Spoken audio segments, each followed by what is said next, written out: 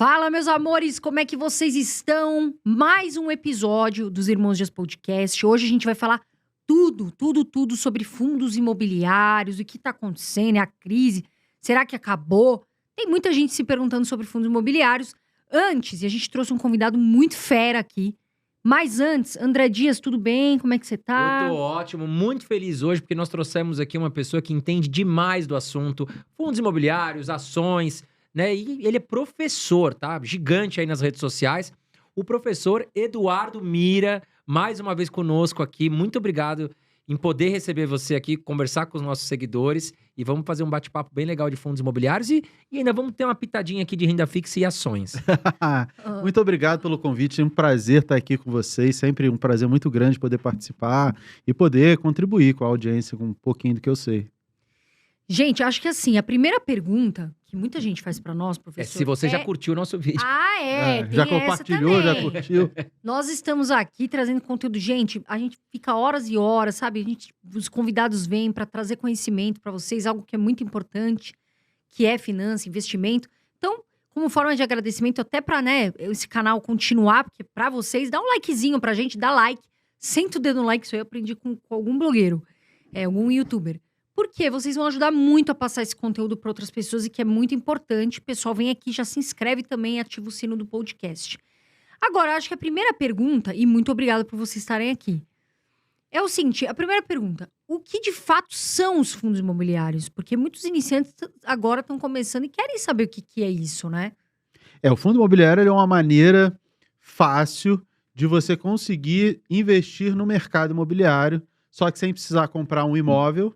Você com R$5, R$10, você consegue comprar uma participação, ou seja, um pedacinho em algum ativo imobiliário, seja ele um imóvel ou um conjunto de imóveis, ou seja uma renda fixa imobiliária, que são as CRIs, LIGs, investimentos de renda fixa no mercado imobiliário. Basicamente isso, é a maneira de você se expor ao mercado imobiliário, só que com valor muito menor e normalmente com um retorno muito maior do que você teria se você comprasse diretamente um imóvel. Geralmente o retorno é o dobro do que você teria se comprasse um imóvel diretamente. Vou comprar um apartamento para alugar. Através de fundos imobiliários, normalmente o retorno, por ser isento de imposto de renda, ainda tem esse detalhe, você consegue um retorno maior e só pelos números ele também é o dobro do que você receberia comprando um apartamento, uma coisa assim. Agora, o que o pessoal me pergunta muito, mas Carol, quais são as vantagens, quais são as desvantagens? Na sua opinião, quais são desvantagens que é importante a pessoa saber caso ela vá, né, investir? Assim, não sei se é bem desvantagem, mas todo investimento ele tem suas características. As ações, a renda fixa, tudo tem características. O fundo imobiliário ele tem uma característica que é pagar praticamente tudo que ele recebe. Então, tem um conjunto de prédios. Ele está alugado.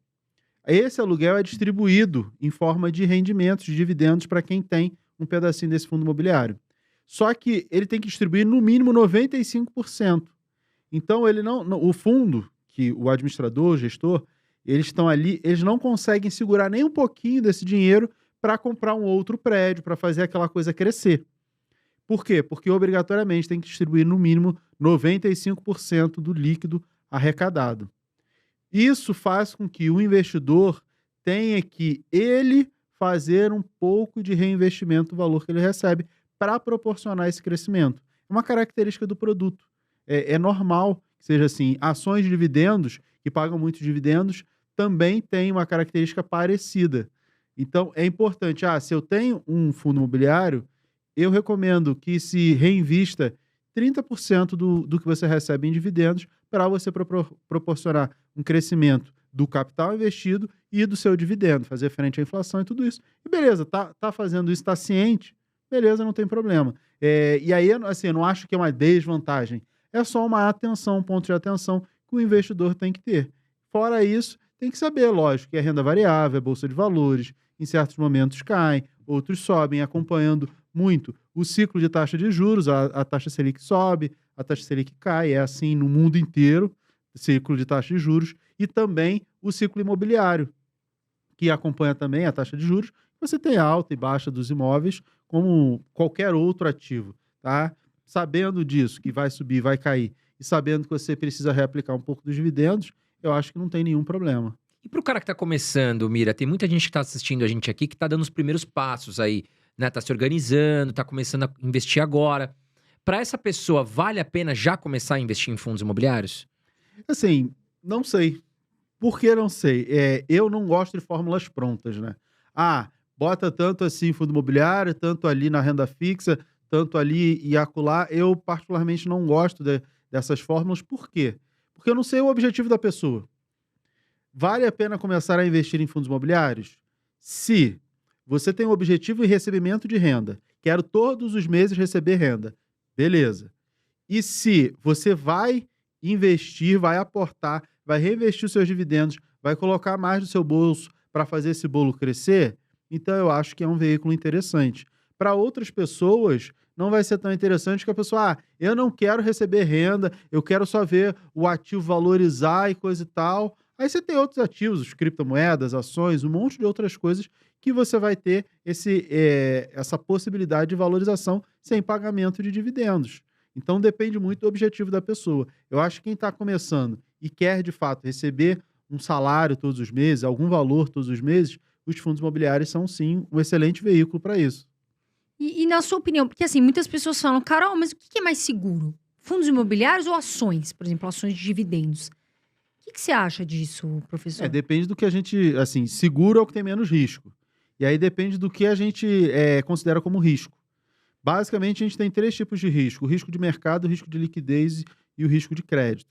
Para os fundos imobiliários, como eles estão na Bolsa de Valores, a gente costuma associar o risco à oscilação do preço na Bolsa de Valores, que é o risco de mercado, que é a volatilidade. Se a gente pensar em volatilidade, em sobe e desce de preço, de cotas, ele sim é menos arriscado do que as ações, de uma maneira geral. Essas tendem a ter maior volatilidade. De uma maneira geral, eles são sim mais seguros que as ações, se a gente considerar a volatilidade como essa métrica de segurança. Agora, professor, como efetivamente a pessoa ela pode ganhar dinheiro? Eu queria que você explicasse com as suas palavras. Dinheiro com fundos imobiliários. Você citou os dividendos e tem a questão de valorização das cotas, não é isso? E existe uma diferença entre fundo imobiliário de tijolo e papel nesse caso? Existe diferença entre papel e tijolo. Como é que a pessoa ganha dinheiro? A maneira mais normal, e que eu acho que é o que deve motivar as pessoas a investir em fundos imobiliários, é a renda mensal. Todo mês vai pagar um pouquinho ali na conta. Eu acho que esse é o grande motivador e deve ser o grande objetivo do investidor de fundos imobiliários. Eu acho que é isso aí. Vai ter valorização da cota ou desvalorização da cota? Isso aí também é interessante. Mas eu acho que é secundário. O principal é a renda. Porque se você não quer a renda, será que você deveria investir em fundos imobiliários? Aí você tem que se questionar. Não, eu quero a renda. Esse é o grande motivo. A valorização ou desvalorização das cotas vai seguir o mercado. Basicamente alta e baixa de taxa de juros. Agora, fundo de papel e fundo de tijolo. De tijolo são aqueles que investem em imóveis. De papel são aqueles que investem em renda fixa imobiliária. Uma carteira, você pode balancear metade para renda fixa imobiliária, que são os de papel, e metade de tijolo, que aí você meio que vai surfar. Quando a taxa Selic estiver subindo, você pode surfar um pouco da alta da inflação e taxa Selic, e por outro lado você deve ter uma queda do tijolo, e aí quando o tijolo estiver valorizando, com Selic e inflação caindo, os de papel tendem a cair, mas os de tijolo tendem a valorizar. Então você fica meio que um pouco mais de equilíbrio, com a carteira mais ou menos papel e tijolo. Hoje, como a gente tem uma taxa de juros alta, que vai cair, porque não tem outro jeito que não seja cair, né? Sempre que a taxa de juros chega num patamar muito alto em qualquer lugar do mundo, depois a expectativa é que ela caia. Da mesma maneira, quando ela cai muito, a expectativa depois é que ela suba. E sempre será assim, né? Como ela está muito alta, a gente tem muita oportunidade nos fundos de tijolo. Então, hoje, para aproveitar a oportunidade, eu montei semanas atrás com os meus alunos, carteira de fundo imobiliário, e botei mais tijolo, 70% tijolo e 30% papel, para também pegar esse movimento de valorização das cotas e aumento dos dividendos. Naturalmente, os fundos de tijolo, eles pagam menos dividendo. Por que que eles pagam menos dividendo? Porque o ativo que ele tem, o prédio que ele tem lá dentro, ele tende a se valorizar também com o aumento da inflação, porque quando sobe a inflação, sobe o preço do tijolo, do cimento. Então, aumenta o custo de construção. Uma vez que aumenta o custo de construção, aquele prédio que está pronto lá, o preço dele também aumenta. Porque se o novo vai custar mais caro, o usado vai custar também um pouco mais caro do que ele custava antes. Não vai custar o preço do novo, mas ele também vai ficando um pouquinho mais caro. Então, ao longo do tempo, a gente espera nos imóveis alguma valorização, nem que seja para acompanhar a inflação. Já os fundos de papel, eles não têm isso. E por isso eles pagam mais. Por que que eles não têm isso? Porque ele investe numa renda fixa. Ele comprou um título lá de, sei lá, 10 milhões. E esse título vai pagar juros. Ele pega todo esse juro e distribui. E o valor principal de 10 milhões não vai ter correção, porque toda a correção está sendo distribuída em forma de dividendos. Então, esse fundo ele não tem correção desses ativos. O gestor pode fazer alguns movimentos de comprar e vender valorizado para ter algum ganho. Beleza, mas normalmente o que você espera é que ele não tenha nenhum ganho. E ele está distribuindo todo o juro. Se ele distribui todo o juro, porque os fundos imobiliários são obrigados a distribuir no mínimo 95% do que recebem, né, líquido. Se ele está distribuindo tudo, ele não tem muito espaço para crescimento.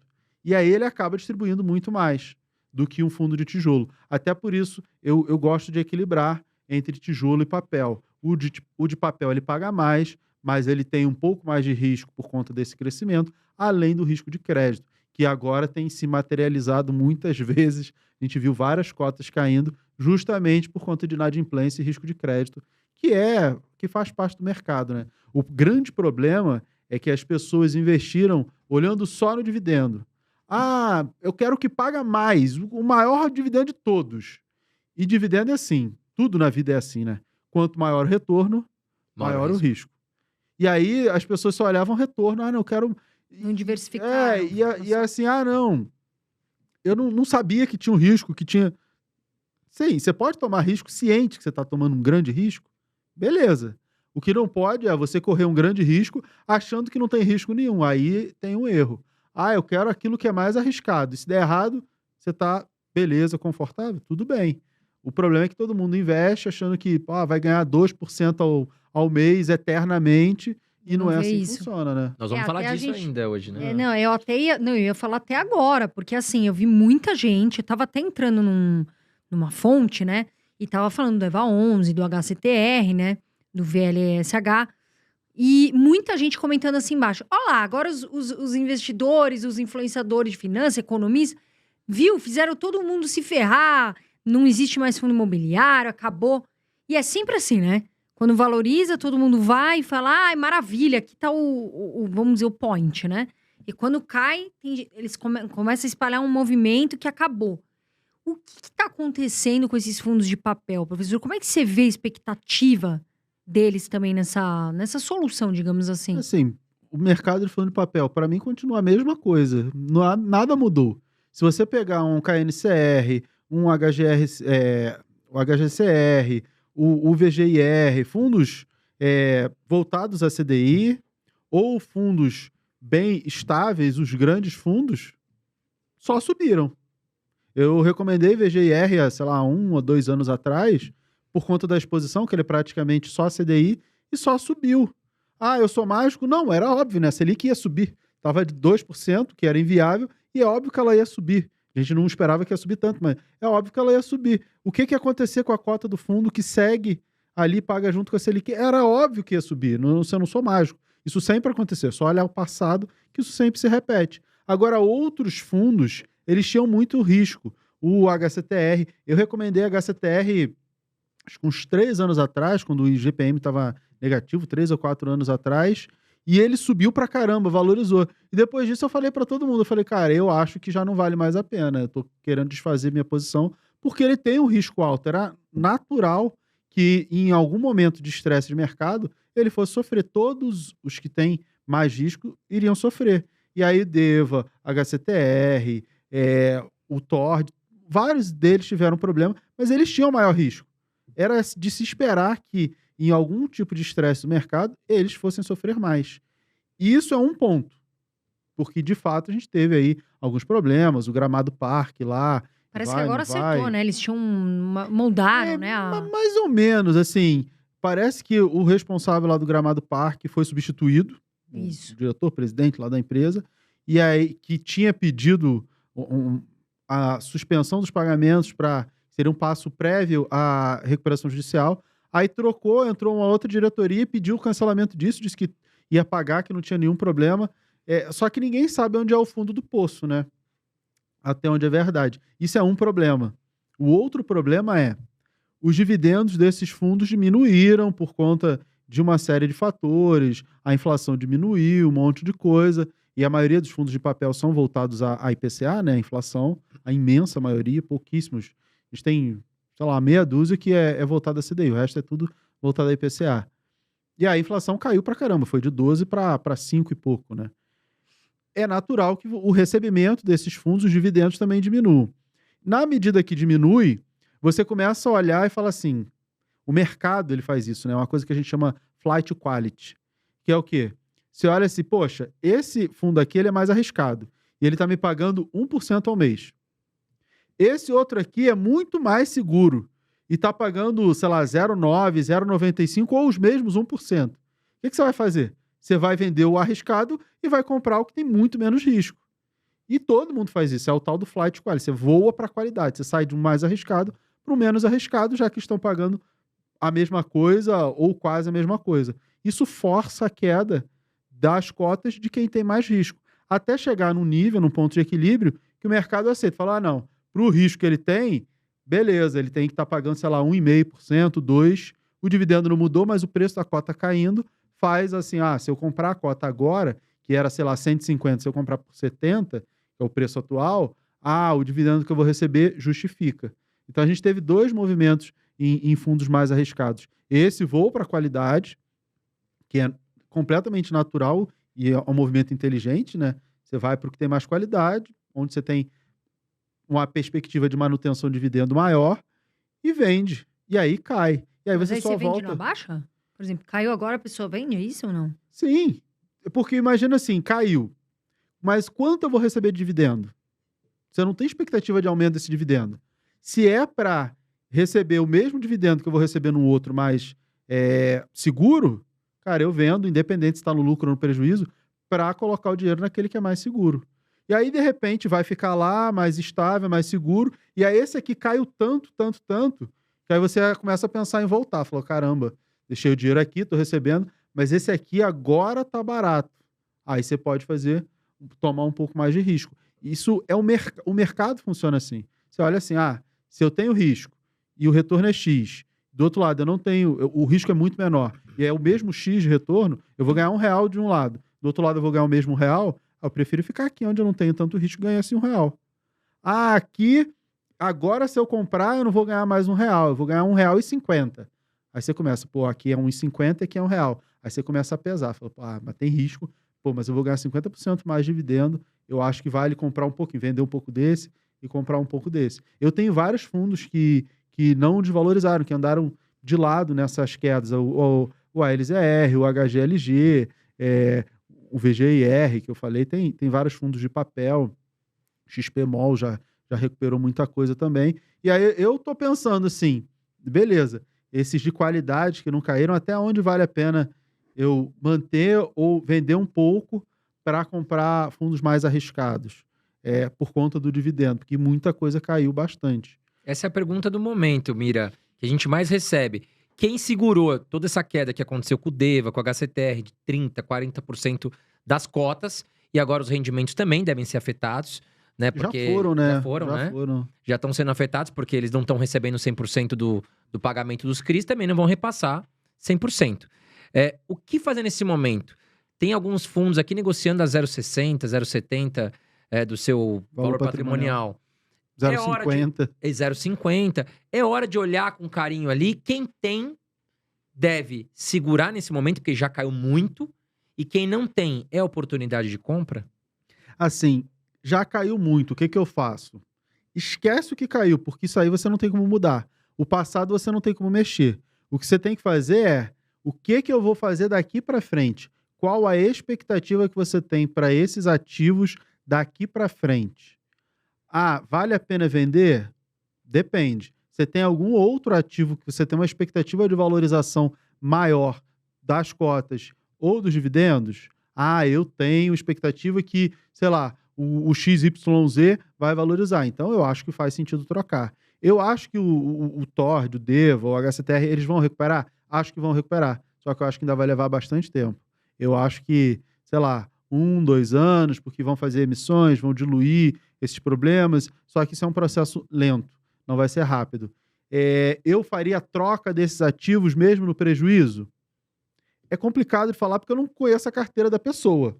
Mas eu acho que faz sentido pensar assim, em de repente, vende com prejuízo e se posiciona em ativos com maior perspectiva de valorização. E os de tijolo agora, como você falou, tem papel aí com preço sobre valor patrimonial, que é uma métrica bem interessante, de 0,6, 0,7, 0,5. A gente tem isso também em tijolo. Só que o de tijolo é mais fácil de você olhar o preço patrimonial, o valor patrimonial, e achar que aquilo ali é verdade. Porque no de papel você tem lá 100 milhões em CRI. Beleza, se dá algum problema lá, cara, aqueles 100 milhões pode virar 30, 50. Um prédio que custa 100 milhões, não, o mercado desvalorizou. Tá, mas não faz sentido vender esse prédio por 50 milhões. Só se o prédio cair, né, mano? Exato. E a gente vê o mercado real, o mercado de negociação de imóveis, os imóveis dos próprios fundos imobiliários estão sendo vendidos com ágio. Aí você olha lá o fundo imobiliário, o patrimônio dele é 100 milhões. Então, o conjunto de imóveis que ele tem vale 100 milhões. Só que o valor que está sendo negociado na Bolsa é como se valesse, sei lá, 60 milhões. Tem vários casos assim, um desconto muito grande. Se ele vender o imóvel, ele vai receber 100 milhões. Então, você compraria com um desconto ali bem grande. Por mais que, não, mas a avaliação pode estar errada, pode ter um monte de outras coisas, e que é possível, mas não vai ter um erro de 40%. É muito, muito, muito, muito, muito difícil isso acontecer. Uma variação negativa, lá, 5%, 10%, mas 30%, 40%, como a gente tem hoje, são descontos que não fazem sentido. Então, a gente tem a oportunidade de valorização dos fundos de tijolo e os fundos de papel, eles tendem, esses que sofreram muito, eles tendem ainda a apanhar ou ficar mais ou menos pelo meio do caminho durante um tempo. Então, trocar por outros, depende muito da carteira, depende muito do objetivo de cada investidor, mas eu acho que vale a pena olhar com carinho os de tijolo. A gente falou agora de P sobre VP, né? Além de achar, na minha visão, acho que de todos aqui, que você tem que olhar ali, né, o RI do fundo imobiliário, que é só você digitar ali no Google. Isso é fundamental. Teve muita gente que tomou um susto porque não via, né, os CRIs que estão ali dentro do DEVA, enfim, risco, tudo mais. O que você acha, professor, que vamos falar, é fundamental, isso aqui eu vou avaliar, por ordem, para escolher um bom fundo imobiliário? O P sobre VP, ele é uma métrica que eu gosto, mas eu tenho muitas ressalvas. Por que eu gosto do preço sobre valor patrimonial? Porque eu acho que serve para fazer um filtro. Você pega lá a planilha e dá uma olhada no preço sobre valor patrimonial, e aí você olha assim, tem esses aqui que estão com valor bem baixo. Vou parar para estudar, não é para você comprar. Vou parar para estudar. Porque se tiver muito acima de um ou acima de um, pode estar caro. Vale a pena o estudo? De repente vale a pena o estudo porque ele está caro, mas ele pode ficar mais caro. Mas é muito mais fácil você achar uma oportunidade quem tem um P sobre VP baixo. Mas é para estudar, para você entender. Eu lembro que o HCTR, eu mostrei N vezes no YouTube, o pessoal me perguntava, eu falava, galera, vamos entrar aqui no relatório gerencial dele? O que ele tem? Ele tem um monte de CRI. CRI de quê? Eu lembro que na época da pandemia, falando sobre isso, tem CRI de resort em Gramado. Nada contra Gramado, cidade linda, não sei o quê. Mas pensa assim, o que você acha que vai acontecer com o resort no meio da pandemia? Você acha que vai bombar, vai lotar, vai ser... Ou você acha que, pode ter algum problema? Exato. É esse tipo de crítica que você precisa ter. Você não precisa conhecer a fundo, mas, eu acho que o resort, nesses períodos de crise, não sei o quê, de repente pode não andar bem.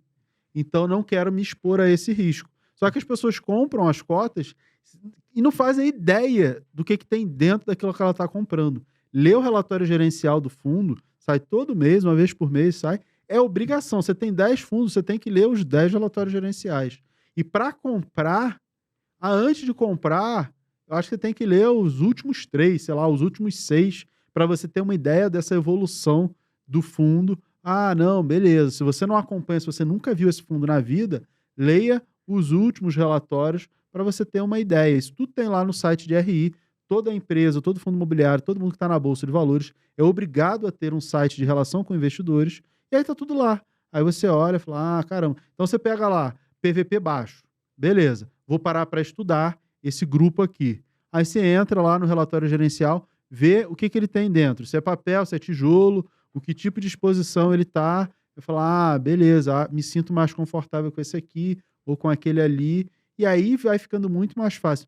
Fazendo essas coisas simples, qualquer leigo vai conseguir tirar, sei lá, acho que 80%, 90% dos problemas que as pessoas têm. Porque a maioria compra só porque, pagou 1% ao mês, é isso que eu quero. Qual o E risco? às vezes não tem liquidez também, né? Não Às sabe, vezes não tem como comprar e vender, ninguém quer. E aí termina com a batata quente na mão, né? Entendeu? Eu acho que vale a pena super investir em fundos imobiliários, mas como tudo na vida, tem que ter um mínimo de cuidado para olhar. Tem umas dicas básicas, assim, muito fácil. O que é o filé mignon dos fundos imobiliários? Shopping, logístico, lajes comerciais e os recebíveis, que é a renda fixa imobiliária, né? Os recebíveis. E aí você pode pegar essas 4 classes e montar uma carteira. Essas 3, metade da carteira, os recebíveis a outra metade. Ou agora, como está muito barato, 70% da carteira nesses 3 setores e 30% nos de recebíveis. Dá para montar uma carteira super, super tranquila. Miriam, mas eu não sei o que eu escolho. Se você pegar os 3 maiores de cada um desses setores, vão ser os melhores? Provavelmente vão ser os mais estáveis. Vai fazer a melhor carteira de todas? Não sei, mas não vai ser ruim, não vai ser uma carteira ruim. Se você pegar os maiores, você vai ficar ali entre as maiores gestoras, aqueles que têm menos risco e tende a ter uma carteira bem equilibrada. Não precisa fazer nenhuma mágica, nada de outro mundo, não. Agora, Mira, você acha que dentro dos fundos de tijolo existe algum segmento mais arriscado? Porque recentemente a gente falava, poxa, a gente não, né? O mercado. Poxa, laje, será que vai deixar de existir? Com a pandemia, todo mundo trabalhando home office, os fundos imobiliários de laje apanharam pra caramba, apanharam junto com o de hotéis, acho que foram os que mais apanharam, e shoppings também. Até hoje os de laje ainda tem muito apanhado, desconto, né? ainda tem muito desconto. Você acha que o cara que tá montando a sua carteira de tijolo, ele pode colocar um percentual igual para shopping, lajes e galpões? Ou você acha que um desses 3 setores tem que ter um pouco mais ou um pouco menos? Não, acho que pode ter um percentual igual, não precisa ter nada maior exposição, até porque, assim, laje apanhou muito. Então a gente tem muita oportunidade. Mas você não sabe se vai ser mês que vem que eles vão se recuperar ou se vai ser ano que vem que eles vão se recuperar. Então, se expor a determinada classe é complicado se você não tem certeza que aquilo ali vai andar. Para quem está começando, o ideal é equalizar para você não ter uma exposição muito grande a determinado setor que você não consegue controlar muito bem. Quantos fundos? Porque assim, o iniciante ele pergunta muito, né? Mas quantos fundos imobiliários você acha que eu tenho que ter? Essa é uma E aí pergunta depende da carteira, né? é uma das perguntas que eu mais recebo. Sim, é porque eles querem saber como diversificar. O iniciante, eu começando agora, você acha que ele deve ter um de cada setor? Ou você acha que ele pode ter 2 ali, sei lá, de repente de shopping? Como é que você acha que A primeira coisa que eu acho que a gente tem que esclarecer é diversificação.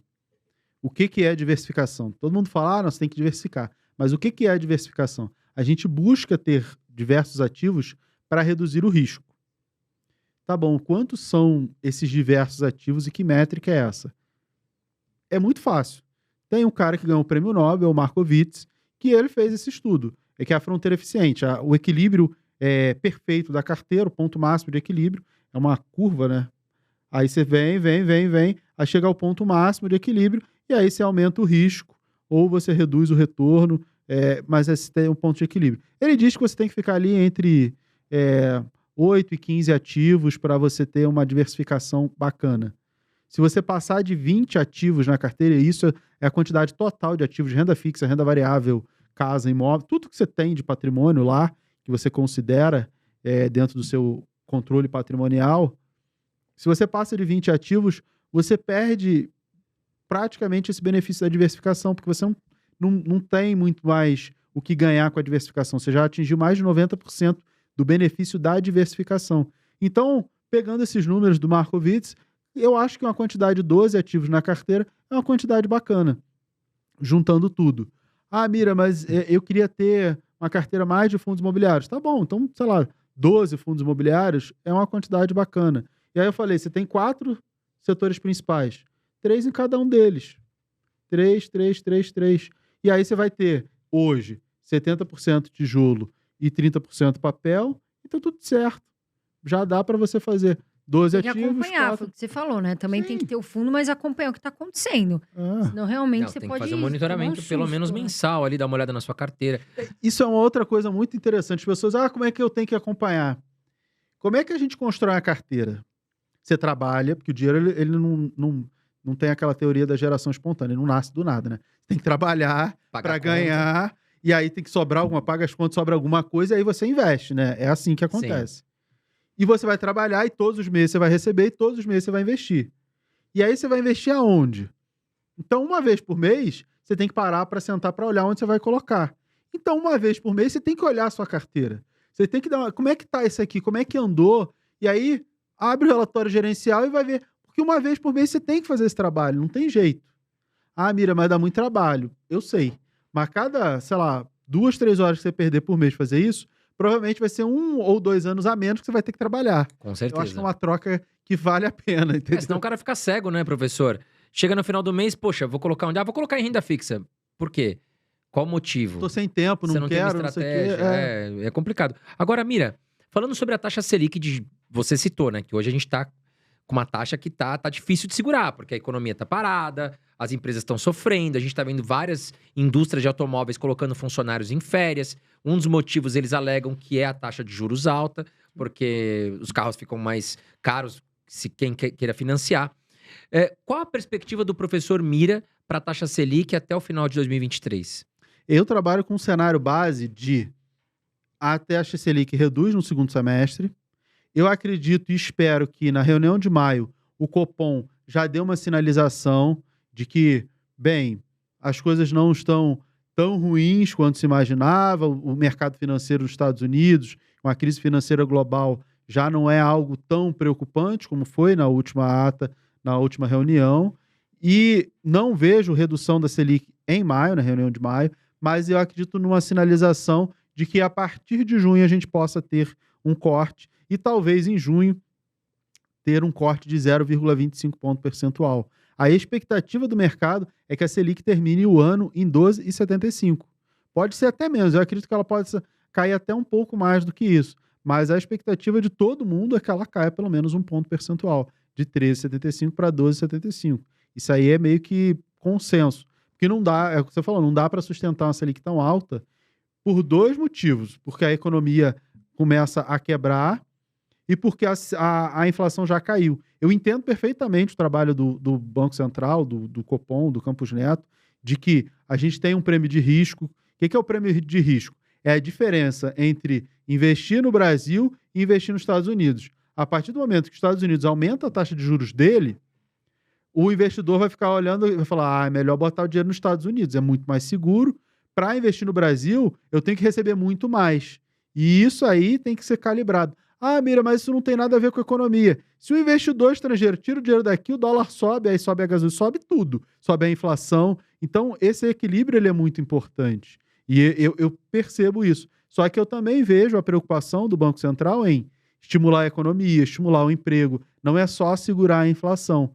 E como a economia tem dado sinais de fragilidade em questões produtivas, porque a taxa de juros está alta já há algum tempo, começa a impactar significativamente a atividade econômica, para mim é muito claro que o Copom, que o Banco Central também está preocupado com isso. E isso é um outro motivo para fazer e forçar o Banco Central a reduzir a taxa de juros, porque eles têm que se preocupar com o emprego, com a economia, com tudo, não só com a inflação, que é a preocupação principal, né? Agora, Mira, Falando de 2024, 2025, a gente consegue ter uma projeção para a taxa Selic ou é muito distante o período para a gente falar sobre uma possível queda ainda maior da taxa Selic? Sim, a expectativa é que a Selic caia mais no ano que vem, terminando ali por volta de uns 9% no final de 2024. Isso é a expectativa do mercado, é como o mercado enxerga. Ah, Mira, mas da onde você tira essas informações? Toda segunda-feira, o Banco Central divulga o Boletim Focus com as expectativas, a mediana das expectativas do mercado. Então, tem as expectativas lá para os próximos anos, para a inflação, para o PIB, para a taxa Selic, para o dólar. A expectativa hoje do dólar é que termine o ano em 5,25.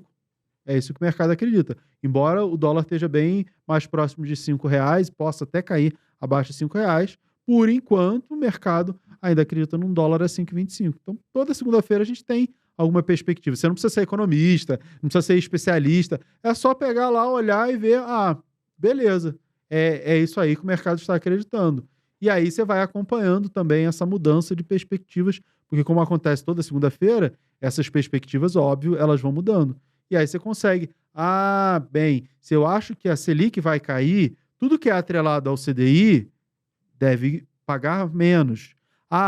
Se o IPCA já caiu e não tem de cair mais, tudo aquilo que é atrelado ao IPCA, com fundos imobiliários ligados ao IPCA, eles já apanharam. Então, eles não tendem a cair mais, mas deve ficar ali mais ou menos pelo meio do caminho. Então, você consegue criar essas expectativas para melhorar ou então para começar os seus investimentos. Agora, Mira, vamos trazer esse cenário da Selic para a renda fixa. Porque muitas pessoas elas têm dúvidas. André, Carol, o que eu invisto agora? Eu compro produto pré-fixado, pós-fixado ou IPCA+? Como que a pessoa que está investindo já tem uma carteirinha diversificada, ou se não tem, deveria ter, como olhar para esse cenário agora para investir na renda fixa? Assim, a primeira coisa quando você investe em renda fixa, e qual a grande diferença da renda fixa para a renda variável? A renda fixa tem vencimento. Então, quando você investe um título de renda fixa, ele vai vencer em determinado prazo. O que eu acho que as pessoas têm que fazer? Primeiro, por que eu estou investindo em renda fixa? Qual o teu objetivo com esse investimento? Eu quero trocar de carro ano que vem, eu quero trocar, eu quero fazer alguma coisa lá daqui a 2 anos, casar, viajar, fazer qualquer coisa. Tá bom. Então, a primeira coisa que você vai pensar é no investimento que tenha esse prazo.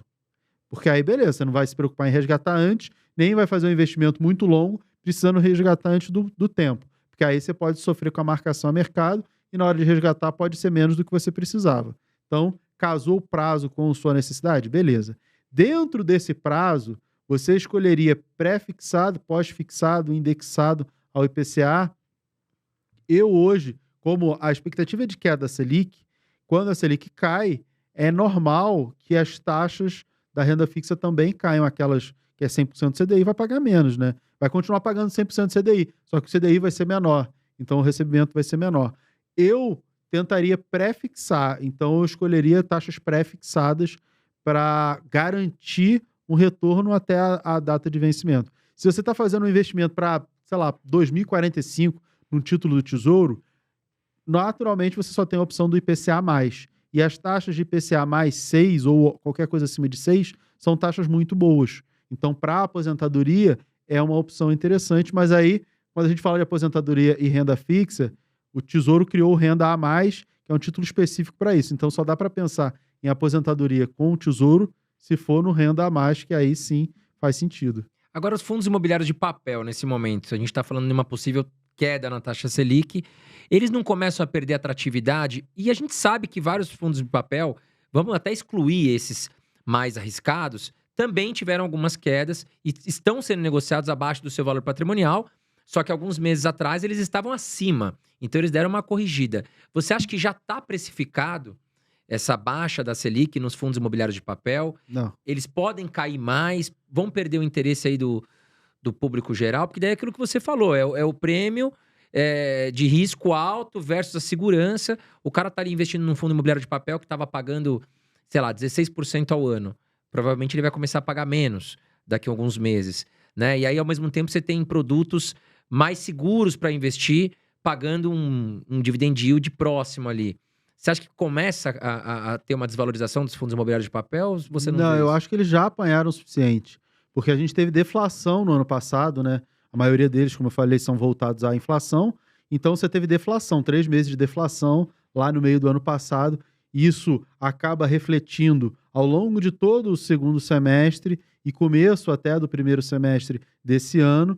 E eles apanharam bastante, alguns mais, outros menos, mas eles já apanharam. A gente não tem nenhuma perspectiva de deflação, de nova deflação. Então a inflação ela deve ficar mais ou menos pelo que ela está hoje aí, deve terminar o ano aí entre 5,5% e 6%, é o que o mercado acredita. Então eles já apanharam bastante.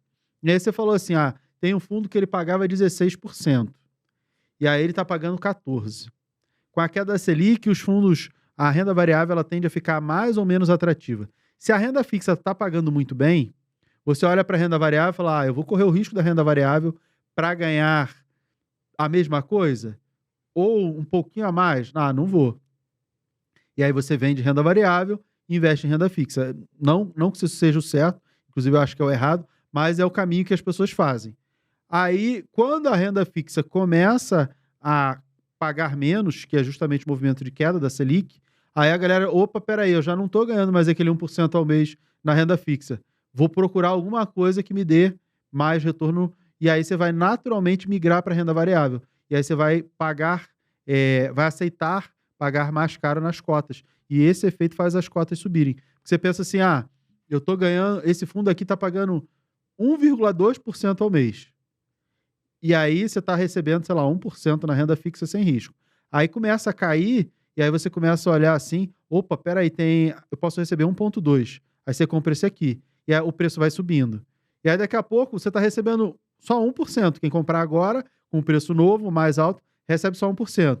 Só que ainda é melhor do que receber bem menos na renda fixa. Então, quanto mais a Selic cai, mais você tem a alta da renda variável, seja para ações, seja para fundos imobiliários. Mesmo que o dividendo fique igual, as pessoas tendem a migrar para buscar alguma coisa com mais retorno. Isso vai forçar a alta da Bolsa de Valores e dos fundos imobiliários. É natural, é cíclico, né? É sempre assim. Não é que, eu estou prevendo o futuro porque eu vim do futuro. Não, é sempre assim. Sempre, sempre. Não vai ser diferente. Não é só no Brasil, é no mundo inteiro. É sempre assim. Se a taxa de juros sobe, a Bolsa cai. Se a taxa de juros cai, a Bolsa sobe. Ponto. Não vai ser diferente, vai ser sempre assim. Agora, Mira, falando sobre a questão de fundos imobiliários high grade e high yield, até queria que você explicasse o conceito disso, porque muitas pessoas têm dúvidas, né? E agora com a queda dos fundos imobiliários de papel conhecidos, que muitos iniciantes, principalmente, entraram porque estavam visando só a questão de dividendos altos ali no HCTR, no DEVA, no TORD. E agora ficou mais explícito a questão da diferença do high grade para o high yield. Eu queria entender do professor como montar uma carteira de papel diversificando aí entre high grade e high yield, e se você gosta de fundos imobiliários high yield. Eu tenho alguns fundos high yield. E o que é o high yield? High yield é alto dividendo, para ficar mais fácil. Só que eu acho até esse termo errado. Não deveria ser high yield, deveria ser high risk. Que o risco é elevado, para que todo mundo entenda que o risco é mais alto. Ele não é, o dividendo busca um retorno maior, mas ele tem um risco obrigatoriamente maior. Não existe isso de ter alto retorno com baixo risco. O risco ele é mais alto. Será que o investidor iniciante deveria ter? Eu acho que o investidor iniciante não deveria ter nada de high yield. Deveria ter o high grade. O que é o high grade? É alta qualidade. De um lado você tem maior retorno, do outro você tem maior qualidade. E é óbvio que se tem mais qualidade, o retorno tende a ser menor, ou pelo menos um pouco menor do que aquele de maior retorno, tá? Quem está começando, eu acho que tem que ir para o high grade, para os fundos maiores, mais diversificados, mais consolidados da indústria. Aí eu falei KNCR, HGCR, que são os dois grandes. Aí tudo bem, tem o KNP, que é o maior fundo da indústria, mas ele é bem índice de preço, bem inflação, e sobe e desce junto com a inflação. É um fundo gigantesco, mas é só para investidor qualificado, então não conta. Eu acho que quem está começando deve focar mais em high grade do que high yield. Não deveria nem pensar em high yield, porque eu acho que tem mais risco. Eu acho não, ele tem mais risco. E se o investidor é iniciante, não faz muito sentido ele se expor a mais risco, entendeu? Não faz o menor sentido.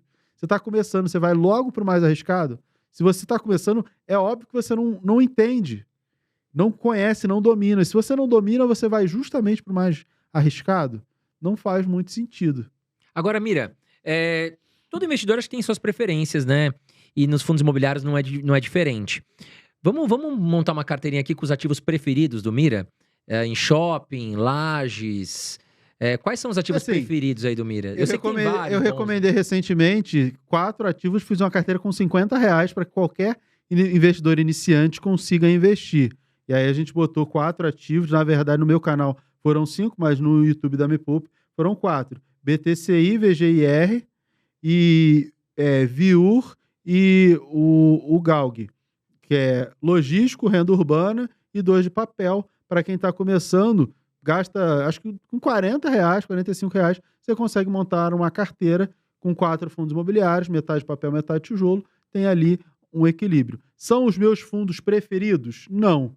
O BTCI, que era o antigo FXC11, eu tenho, sei lá, 5, 6, 7 anos, eu não lembro, é porque ele é um fundo antigo, eu tenho há bastante tempo. O VGIR, eu recomendei, sei lá, 1 ano e meio, 2 anos atrás, eu tenho ele desde essa época. O GALG e o Viur eu não tenho, mas vou comprar agora, depois da recomendação. Vou esperar o tempo regulamentar, né?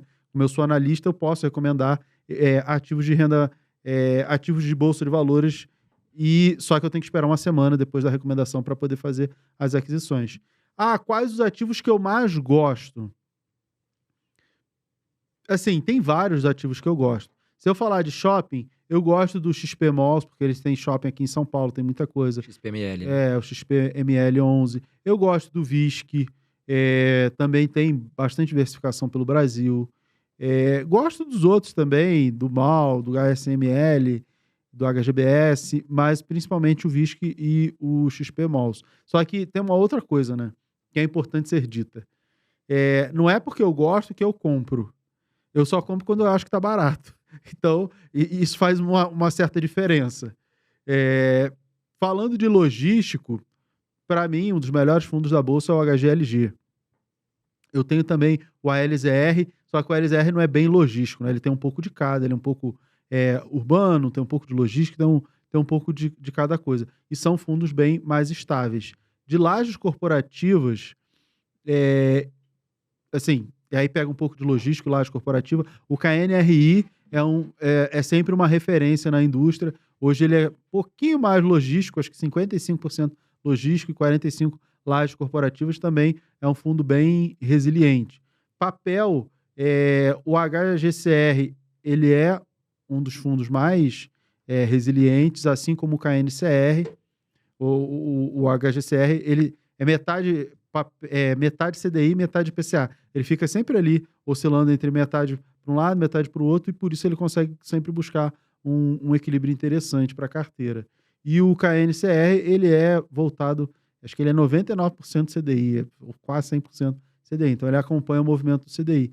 E esses fundos que acompanham o movimento do CDI, eles têm esse efeito interessante de que, se a Selic sobe, eles sobem para acompanhar, porque eles vão acabar pagando mais, então é natural que eles subam também. Mas quando a Selic cai, eles não caem muito. Normalmente eles ou andam de lado ou até valorizam um pouquinho. Por quê? Porque é aquele efeito que eu falei.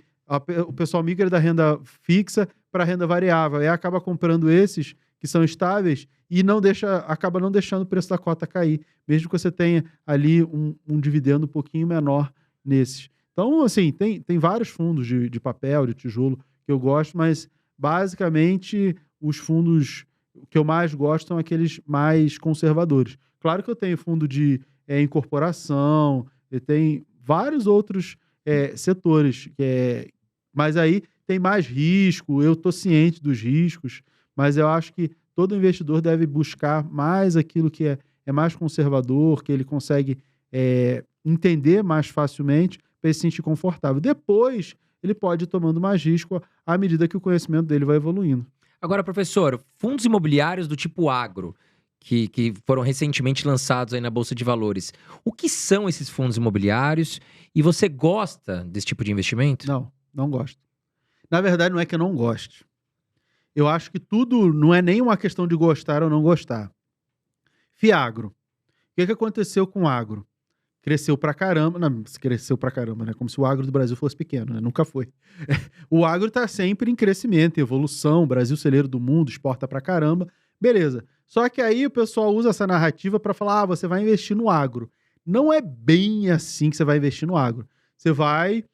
Você pode investir em ativos para financiar a cadeia produtiva.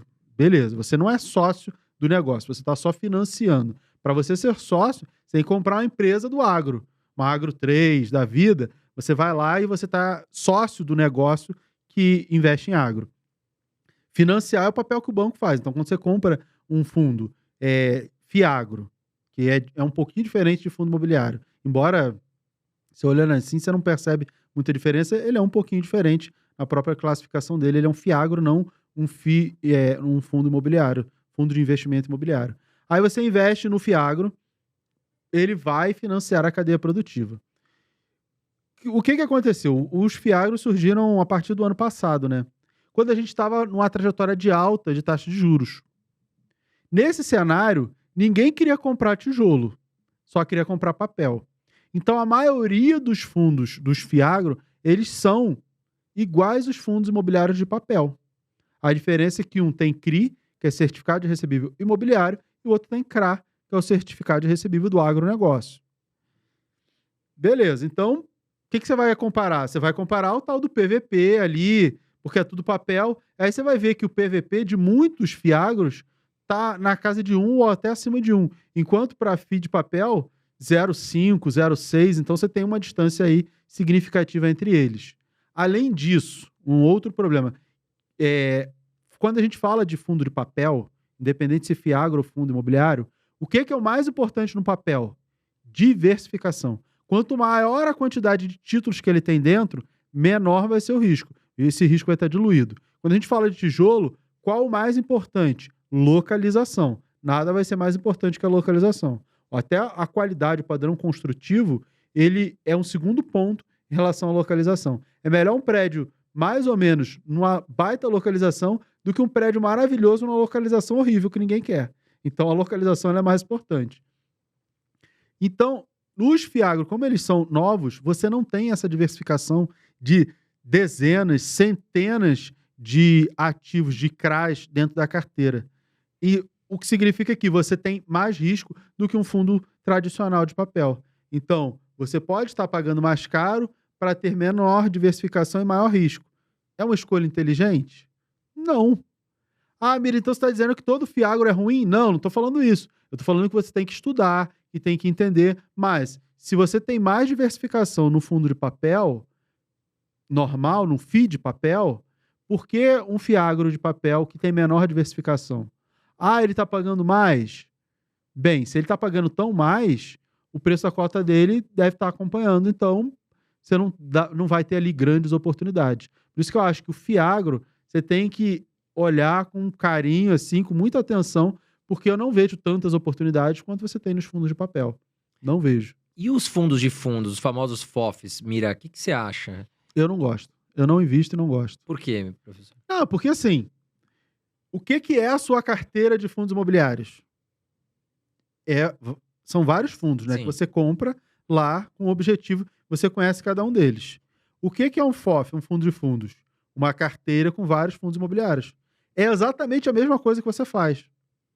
Aí você fala assim, ah, não, mas eu não sei escolher, e aí o gestor vai escolher por mim. Então, você quer fechar os olhos e seja o que Deus quiser.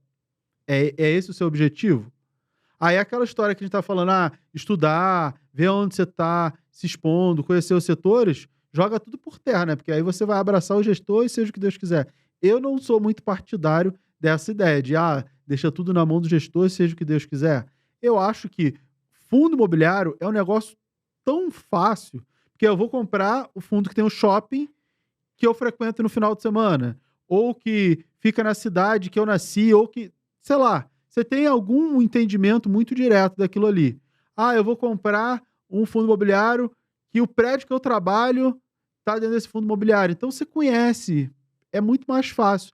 E aí, se você conhece, você consegue compor minimamente uma carteira de fundos imobiliários que ela vai ser um FOF. A grande diferença é, os fundos de fundos, eles são muito grandes e o gestor não consegue fazer esse giro da carteira, de sair vendendo e comprando e fazendo toda essa rotação da carteira para dar retorno de forma rápida. Você, pessoa física pequenininho, consegue. Porque você vai vender, sei lá, 1.000, 2.000, 5.000. Se você vender 100.000 em fundo imobiliário, não fez a menor diferença. Agora, o fundo precisa vender 1 milhão, 10 milhões, 20 milhões no dia. E aí vai ficar apertado. Ou na semana, mesmo assim, fica mais complicado. Por isso que eu acho que qualquer um consegue fazer um bom trabalho com a carteira e que vai ser, talvez, até melhor do que um FOF, porque eles têm esse problema do tamanho, né? Difícil de se mover. Isso ficou muito claro no ano passado, no meio do ano passado, quando a Selic parou de subir, né? Parou de subir. Aí todo mundo, opa, peraí, aqui é o ponto final da alta da Selic. E aí o que aconteceu com o mercado de fundos? Subiu o mercado de fundo imobiliário. Aí os FOFs fizeram o quê? Se carregaram de fundos de tijolo. E aí a gente teve a eleição, primeiro turno, segundo turno, ali por outubro, novembro, foi o pico. E os fundos imobiliários caíram depois disso. E aí os FOFs estavam carregados de tijolo. E o que aconteceu? Caiu todo mundo. E eles vão fazer o quê? Aí eles não têm o que fazer. Ele vai sair vendendo, dando ainda mais prejuízo para o cotista. Ele tem que amargar, esperar o mercado voltar e não tem o que fazer. O gestor não tem muito o que fazer. São movimentos muito grandes. O pequeno investidor consegue ir ali ser mais rápido e conseguir virar a carteira para um lado ou para o outro. O grande gestor não consegue. Então, acho que com um pouquinho de conhecimento, qualquer investidor consegue ter uma boa carteira e por isso que eu não vejo muita graça em FOF. Ah, Mira, mas tem o tal do desconto duplo nos fundos imobiliários de fundos, né? Que é o quê? Qual o valor patrimonial do fundo? Ah, sei lá, 100 milhões. Pô, ele está negociando a 70 milhões. Só que o valor patrimonial dos fundos que estão dentro dele também é muito maior do que está sendo negociado. Então você tem um desconto e um outro desconto. Você tem um desconto duplo. Sim, pode ser, mas eu acho que isso aí faz mais sentido para quem é profissional do mercado, para quem entende mais, quem está buscando para ver se isso de fato vai se realizar. Eu acho que, inclusive, os FOFs tendem a se valorizar no segundo semestre, junto com a recuperação do mercado de tijolo, justamente porque eles se posicionaram ano passado e acabou não dando certo. Eu acho que agora tende a valorizar. Mas eu acho que é importante que o investidor ele tenha mais conhecimento para poder investir em FOF. Eu acho que vai ser... Por que o gestor do FOF vai fazer? O mercado voltando a recuperar, eles vão começar a vender as cotas para começar a dar retorno, meio que prestar conta para os cotistas, começar a dar retorno ali rápido e não vai segurar essa valorização por muito tempo, entendeu? Então, não vai pegar toda a valorização possível, porque tem aquela necessidade de dar retorno ao cotista e isso aí vai acabar pesando um pouco sobre os FOFs. Agora, professor, você costuma girar muito a sua carteira, ou seja... Não. Ou você compra e segura para longo prazo os seus ativos de... Vamos falar fundos imobiliários. Para fundos imobiliários, eu giro um pouco a minha carteira, mesmo porque os ciclos econômicos de taxa de juros, eles levam meses e anos, né? Então você não precisa ficar girando sempre. Eu acabo modificando um pouco o perfil da minha carteira, mais pelos aportes do que pelo trade em si, a venda e recompra e reposicionamento. Eu costumo fazer algum reposicionamento maior quando a gente está nesses movimentos de virada. A taxa Selic agora está para cair. Eu estou reduzindo alguma exposição para pegar mais exposição em tijolo. Mas não é algo assim, caramba, eu vou vender metade da minha carteira. Não, vou vender um pedaço só para pegar e também vou aportar. Então, eu vou direcionar mais minha carteira para tijolo, bastante pelo aporte e um pouco por vendas, mas nada tão significativo. Por que eu não faço tanto giro na carteira de fundos imobiliários? Para mim, fundo imobiliário é algo mais estável, não é para ficar tradando o tempo todo. Para isso, eu tenho o mercado de ações, eu tenho o mercado de opções, que eu adoro operar opções, que é basicamente trade, né? Opções é proteção e trade. E aí eu vou pro game, eu vou lá tradar de fato, é o que eu faço, é o que eu gosto de fazer. Tá? Então eu não preciso ter todo esse risco na carteira de fundos imobiliários, já que eu me exponho e crio esse risco com ações, com opções, com outros tipos, com criptomoedas, com outros ativos mais arriscados. Professor, e a questão da taxação de dividendos? Você acha que tanto as ações como os fundos imobiliários, nesse novo governo, devem ser taxados? Isso já é uma discussão que já vem há bastante tempo, né? Assim, há bastante tempo. Ah, sei lá, uns 40 anos. Sempre tem essa discussão. Eu sou a favor da taxação dos dividendos das ações se, e aí isso é importante que fique claro, houver uma contrapartida para as empresas. Você reduz a carga tributária das empresas e você taxa o dividendo. Por que eu acho que é legal? Porque, inclusive, é o que acontece nos Estados Unidos, né? Então, a gente tem um exemplo muito claro disso. Você reduz a carga tributária das empresas, você permite que as empresas cresçam, gerem empregos e que a economia cresça. E aí o investidor ele vai ter ganho indireto. O ganho de dividendos vai ser menor, só que ele vai ter valorização dos ativos. Quando você olha o mercado americano, você basicamente olha assim, a Apple valorizou não sei quantos 1000%. Você não olha, a galera, eu nunca vi ninguém falando, não pagou tanto de dividendo. Não se preocupa tanto com os dividendos quando você está olhando o mercado americano. Por quê? Porque lá você tem um incentivo para o crescimento da economia muito maior. Eu acho que se taxasse os dividendos com contrapartida em boa redução dos impostos para as empresas, eu acho que seria interessante porque ia provocar crescimento das empresas e crescimento econômico. O problema é que o Brasil ele tem boas ideias e má execução, né? O que pode acontecer, que eu não duvido nada, taxa os dividendos e não reduz o imposto das empresas. Aí, cara, você cagou tudo, né? Quanto aos fundos imobiliários, os fundos imobiliários eles não têm como ter os mesmos benefícios que as empresas têm. Então você não tem como estimular o crescimento do fundo imobiliário. E aí taxar o dividendo do fundo imobiliário é um tiro no pé, porque você vai matar, você não vai matar o produto, mas você vai dificultar muito o desenvolvimento do setor imobiliário, do setor agro agora, com os fundos, com os FIAGRO, sem conseguir dar nenhum tipo de contrapartida, porque ele é um fundo, ele não é uma empresa. Você vai reduzir a carga tributária, ele não tem essa carga tributária que tem uma empresa, porque ele é só um fundo. Ele faz aquela operação, distribui para o cotista e acabou. Aí você vai taxar o cotista, não faz o menor sentido você taxar o dividendo de fundo imobiliário. Não, assim, é só o governo ganancioso querendo cada vez mais aumentar a carga tributária. Para mim, a taxação de fundo imobiliário é isso. Existe o risco? Existe. Tanto que o preço das cotas está muito baixo, porque existe esse risco. Também por isso, né? Por isso, por vários outros motivos, porque existe o risco da taxação dos dividendos. Professor, agora uma questão. A gente viu aí fundos imobiliários recentemente de papel, a gente já falou sobre isso, caindo 40%, 30% num curto período. E muitos investidores ficam com medo. E aí as perguntas que a gente recebe, um fundo imobiliário, ele pode vir a zero? O de papel pode vir a zero. O de tijolo, assim, o que é um fundo de tijolo? Ele é um terreno, e o terreno tem valor. E em cima desse terreno tem um prédio, tem um imóvel, que também tem valor. Então, o fundo imobiliário, de tijolo, para ele valer zero, teria que cair um meteoro e destruir, inclusive, o terreno, né? Sim. Aí você não consegue servir para mais nada. E, se ele tem vários terrenos e vários imóveis, cada imóvel num terreno, para destruir tudo isso, você tinha que ter uma chuva de meteoros igual aquela que extinguiu os dinossauros. Eu sempre brinco com isso. Então, a possibilidade existe? Sim. A probabilidade é zero disso acontecer. Então, o fundo imobiliário de tijolo, ele não vai valer zero. Só se a humanidade for extinta. Então, não vai. O fundo de papel, ele pode valer zero? Pode. Se todos aqueles CRIs valerem zero.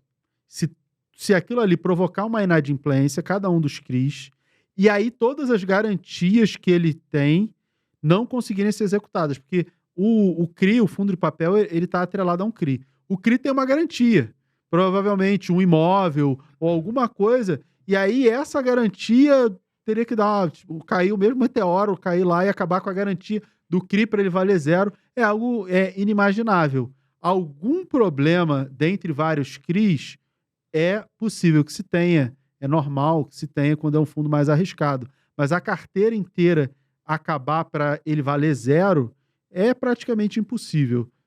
Eu não vejo isso acontecendo, porque o CRI tem as suas garantias, tá? No ruim de tudo, o CRI não deu certo, igual lá o Gramado Parque. Aí o HCTR, a galera lá vai executar as garantias. O que é a garantia? Vai acabar virando dono lá do resort em Gramado. Mas não virou zero, entendeu? É a melhor das coisas? Não é o melhor dos mundos, não, longe de ser o melhor dos mundos. mas não é zero.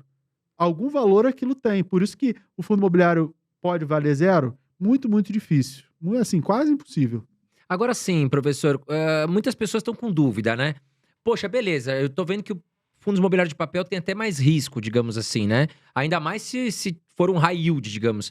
Agora, como é que ele consegue identificar se aquele fundo imobiliário ele é high yield, high grade, ou seja, ele é mais arriscado ou menos arriscado? Existe uma fórmula, existe uma estratégia para o investidor conseguir identificar? Os próprios fundos costumam colocar no seu relatório gerencial essas estratégias, às vezes até essa nomenclatura de high yield e high grade, tá? Alguns, inclusive, têm na própria nomenclatura o HI do high yield, entendeu? Então, tem que olhar o relatório gerencial para você ter uma ideia.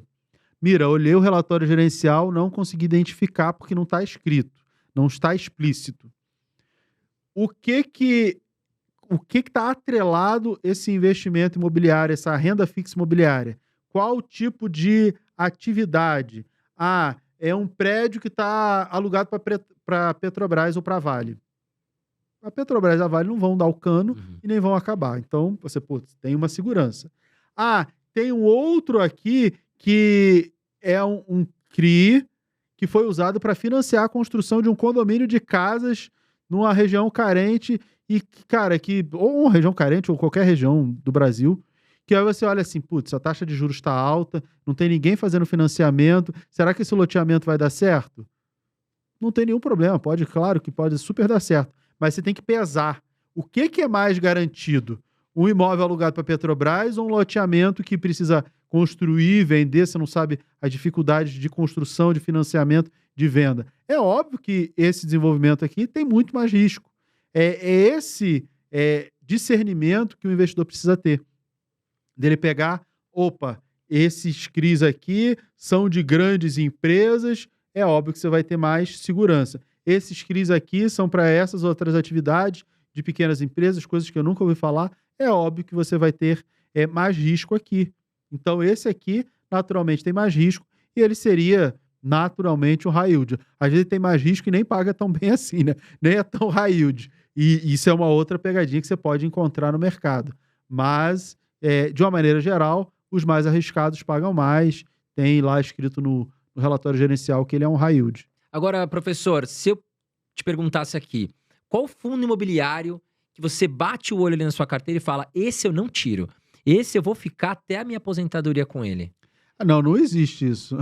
Por que não existe isso? Assim, eu gosto muito do ALZR, conheço o gestor, já fiz várias lives com o gestor e eu conheço o fundo antes dele entrar na bolsa. Eu participei de reunião, almoço de investidores para apresentar, onde o gestor apresentou, o roadshow para fazer o IPO. Participei num evento lá no Rio de Janeiro, sei lá, 4, 5 anos atrás, e aí o IPO foi meses depois. Eu não entrei no IPO, porque eu nunca entro, né? Sempre tá caro. Eu entrei logo depois, esperei a cota cair um pouquinho, tirar um pouco da gordura que tem no IPO ou na emissão, e aí entrei e já comprei bastante. A minha maior posição tem, sei lá, deve ter quase R$1 milhão em ALZR, juntando a minha posição, da minha esposa. É um fundo que eu gosto bastante, mas eu não posso dizer assim que eu nunca venderia. Por quê? Sei lá, o gestor pode começar, ele sempre fez um trabalho excelente. Eu só vejo elogios ao trabalho da gestão e eu gosto bastante do trabalho deles. Mas sei lá, vai que muda a gestão. Não sei, né? Eu acredito que isso vai ser muito difícil acontecer, eles fazem um trabalho muito bom, mas a gente nunca sabe. E uma outra coisa, se foi um fundo que ele subiu pra caramba quando a Selic parou de subir, e ele não caiu como os outros fundos. Se você olhar lá, ele caiu um pouquinho, meio que andou de lado. Todos os outros fundos, eles derreteram. E aí, talvez eu venda até um pedaço dele para comprar outros que ficaram muito, muito, muito baratos. Entendeu? Entendi.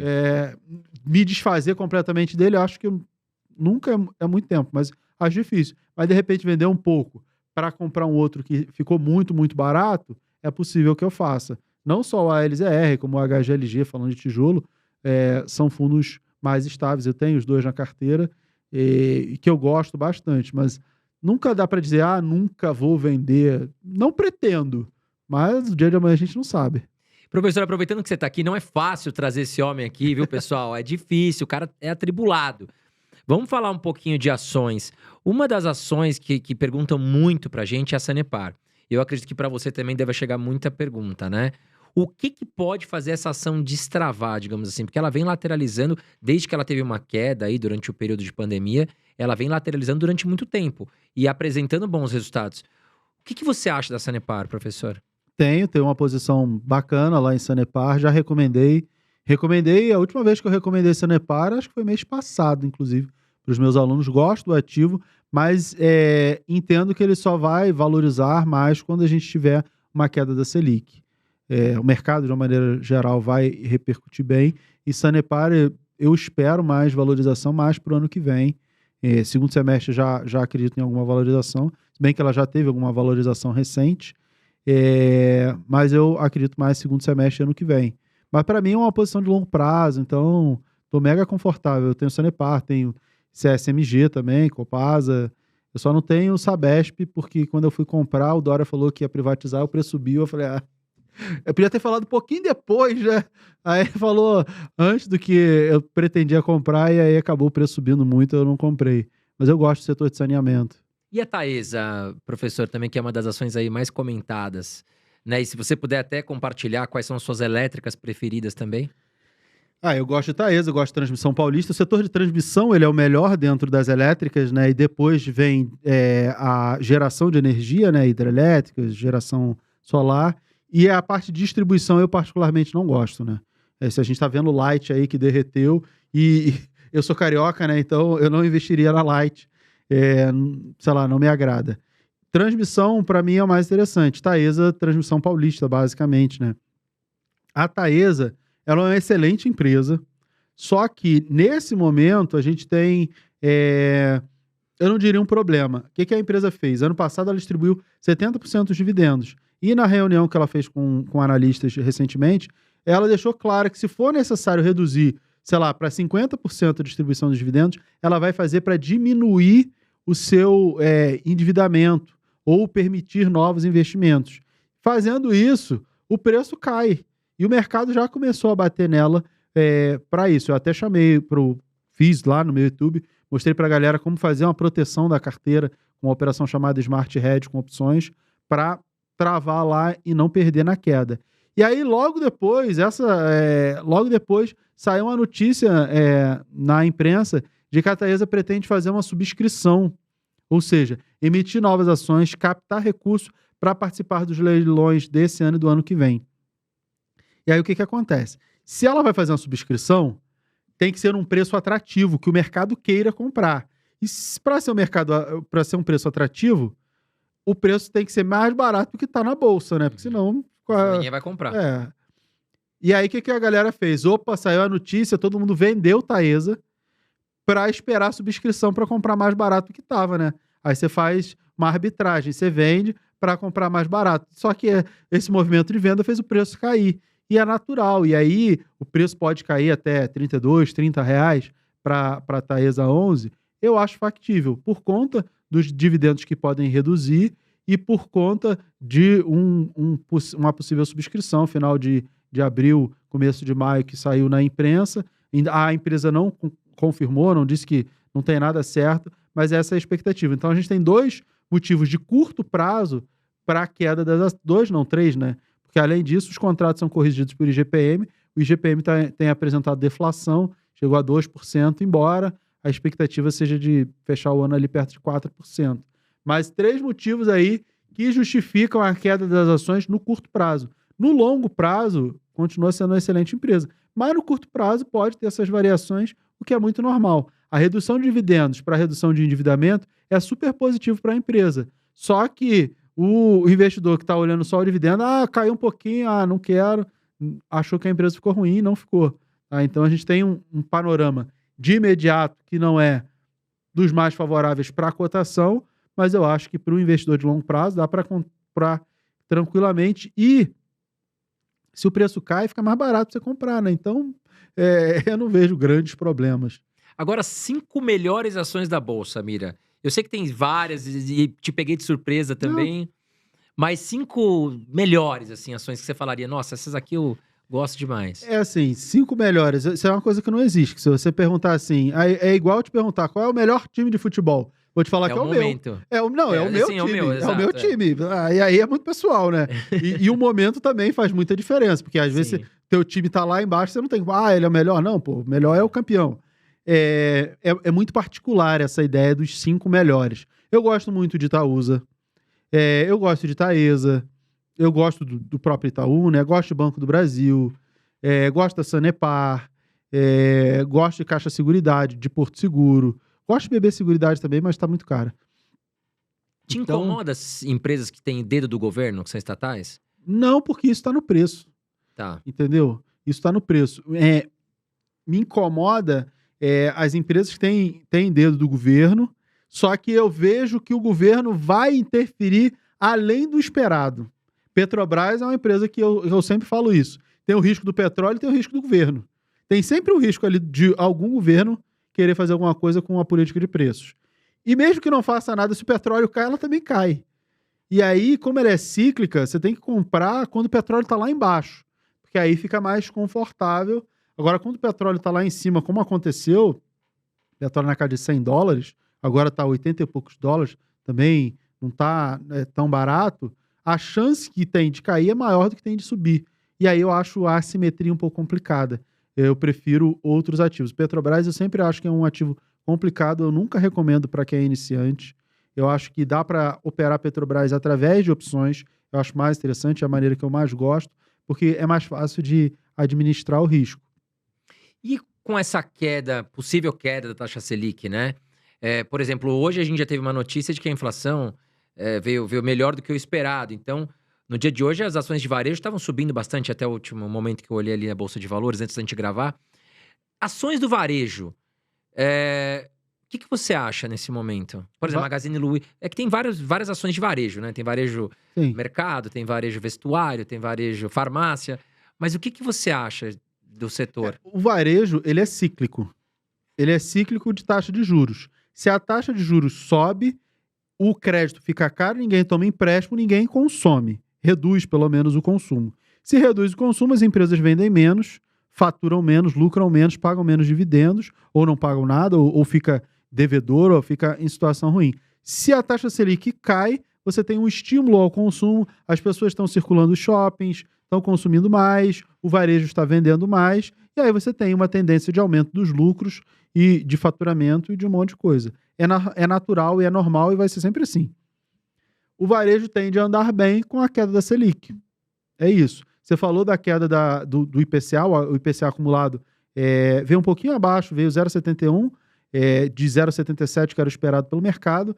E aí, se a inflação oficial está um pouco abaixo do que se esperava, abre mais espaço para o Copom cortar os juros, né? Então, abre espaço. Vai cortar? Não sei. Mas vai deixando o caminho para o Copom um pouco mais fácil para esse corte de juros. E vai estimular o varejo de uma maneira geral. Lojas Renner é o benchmark do setor de vestuário. Caiu pra caramba, mas varejo, né? Não tem jeito. Mas é uma excelente empresa. Principalmente se o governo taxar a Shein, essas coisas, os importados de vestuário, facilita bastante o trabalho das lojas Renner. Magazine Luiza, Via Varejo, essas empresas de eletrodoméstico, é um setor muito complicado, porque você está disputando preço, né? Você não está disputando qualidade, porque uma vez que quem produz o produto não são elas, você vai comprar a geladeira da Brastemp. Cara... É tudo igual. É a geladeira da Brastemp. Você pode até escolher o modelo. Eu quero Electrolux, XYZW. Cara, você vai ver onde é mais barato. Porque Exato. assistência é garantia direto com o fabricante, né? Então você vai disputar apenas preço.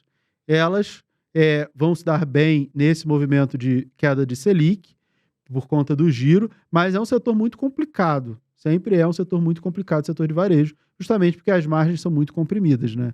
Mas... Alguma oportunidade nesse caminho? Eu recomendei Magazine Luiza, acho que tem mais de mês. Tava 2 e pouquinho. Eu recomendei compra para os alunos de Magazine Luiza. Eu comprei opções, eu comprei call, mas eu comprei muito pouco, porque não tinha liquidez, para 2 anos de Magazine Luiza, para ver se nesses 2 anos ela valoriza, ela sobe. O problema do varejo é que você tem que olhar empresas que consigam se pagar, que consigam atravessar essa maré de juros altos sem se endividar ou com o menor endividamento possível, tentar alguma estabilidade. Não só varejistas, mas você falou, tem vários tipos de varejo. Varejo de construção, que são as incorporadoras também. Que quem constrói um imóvel vai conseguir financiar, vai vender mais e financiar mais quando a taxa de juros está mais baixa. E aí fica mais fácil. Essas também tendem a ter valorização. Eu recomendei recentemente Iven, Trisul, eu recomendei acho que ano passado, já tem algum Exetec, você tempo. gosta? Gosto do Exetec, mas Iven estava com os números um pouco mais interessantes. Tudo bem que depois ela divulgou balanço e o balanço não veio muito legal. Mas, assim, tem que dar uma separada aí nas empresas. A corporação tem que dar uma olhada aí com mais carinho. Tem vários tipos, né? Média e alta renda, tem aquela Sim, mais popular sim. também, né? Então, nós temos A uma variedade grande. JHSF, por exemplo, que trabalha mais com alta renda, da shoppings e construção, ela também apanhou pra caramba, mesmo sendo mais resiliente, né? E os bancões, Mira, o que você acha, hein? Bradesco, por exemplo, caiu pra caramba ultimamente, né? Até queria que você falasse o que aconteceu com o Bradesco e dentre os bancões, vamos colocar assim, qual que você acha a melhor oportunidade para o momento?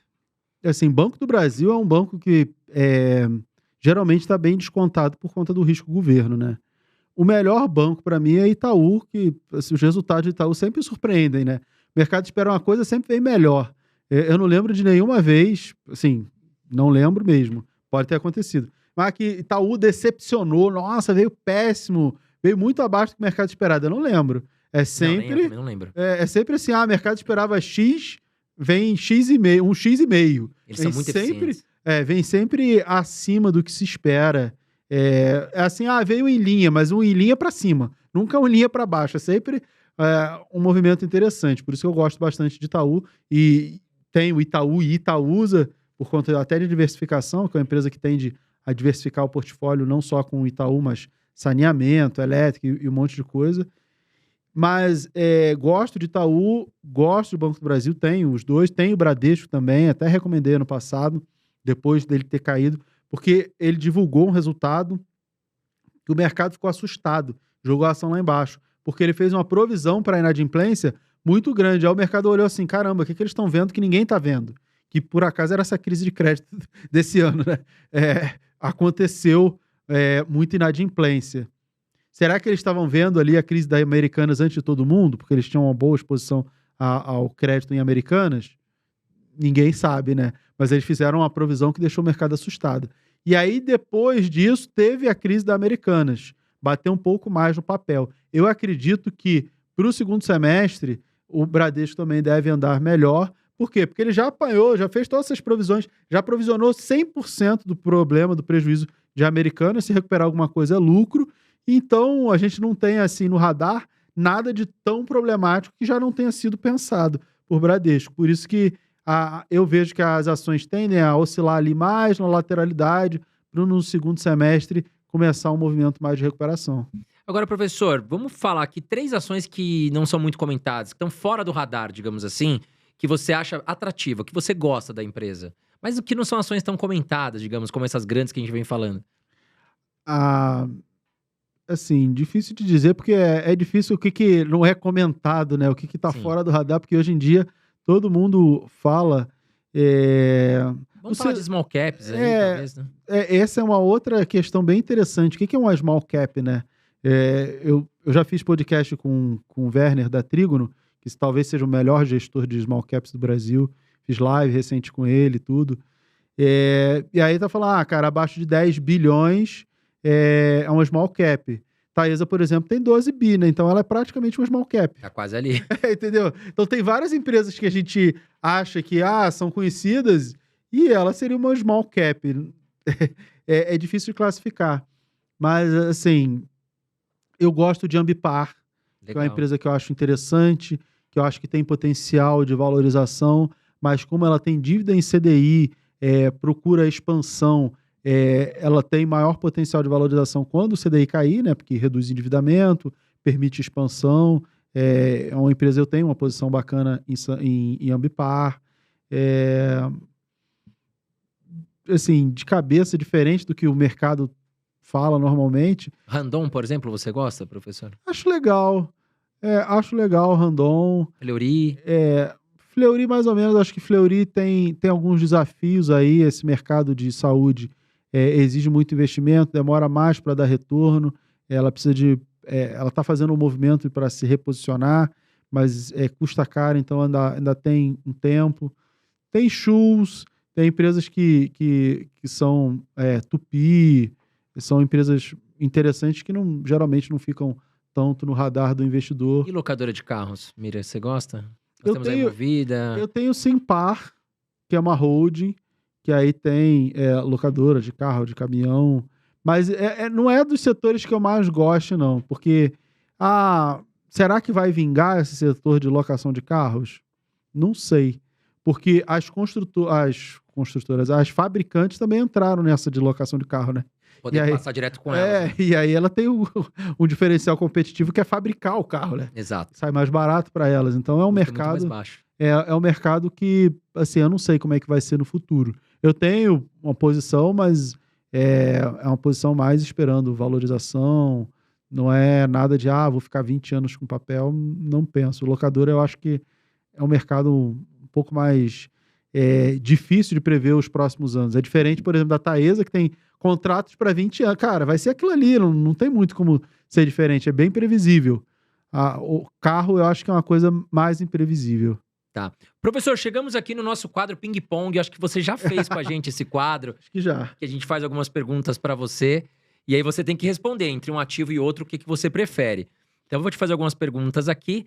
E claro, sinta-se à vontade aí em responder. Então vamos lá, começando o nosso Ping Pong aqui. HGLG ou XPLG? HGLG. Fundos imobiliários, high yield ou high grade? High grade barato. XPML ou VISC? XPML. HGRE ou HGRU? Aí, difícil. Eu já recomendei os dois, eu acho que eu tenho os dois na carteira também. Mas, recentemente, a gestão do HGRU tem feito umas vendas interessantes, tem feito um trabalho bacana. DEVA ou IRDM? E RDM, sem sombra de dúvida. Fundo de tijolo Inclusive, ou a papel? RDM caiu junto com Deva, com Tord, com HCTR. Eu sou sócio do Clube FI, né? Eu comprei um pedaço da empresa no passado. E lá no Clube FI a gente soltou um relatório justamente da exposição que esses fundos high yield tinham ao Gramado Parque, é tudo isso. E aí você compara a HCTR, que acho que era 27% de exposição ao Gramado Parque, e RDM era 3%. Então era uma exposição muito pequena. E aí o mercado foi e bateu no RDM. Eu falei, eu acho que exageraram nisso aí, porque as exposições são completamente diferentes. O risco é completamente diferente. Vamos lá, fundos imobiliários de tijolo ou papel? Tijolo. Bacana. Bom, fechamos aqui o nosso ping-pong. O professor Mira não fugiu de nenhuma pergunta. Professor, quero te agradecer por esse bate-papo incrível. A Carol teve que nos deixar aqui um pouquinho antes. Ela não estava se sentindo bem. Mas sei que você é uma pessoa super atribulada. Quero te agradecer, tenho um carinho enorme por você. E aonde que a gente encontra? A gente não, porque eu já conheço, professor. Aonde que nossos telespectadores aqui encontram o professor Mira? Obrigado pelo carinho. Para mim é sempre uma honra poder participar aqui. Eu tenho um carinho enorme por vocês. E quem quiser me acompanhar, é só me seguir lá no Instagram, @professor Mira, YouTube Professor Mira também. Tô lá nas redes sociais, contribuindo sempre, conteúdo educacional, análise de mercado, todo dia. Tô lá. Legal, professor. Bom, é isso aí. Quero te agradecer vocês que estão sempre aqui com a gente. Não esquece de apertar o botãozinho de curtir, porque é muito importante pra gente continuar com esse canal gratuito, tá certo? Então, da minha parte, um grande abraço pra você. Vou dar um beijo da Carol aqui, como ela fala, beijo de luz. Ela não pôde se despedir, porque passou um pouquinho mal agora no final. Mas, até a próxima e obrigado por tudo que você fez por nós aí, está nos acompanhando todos os dias.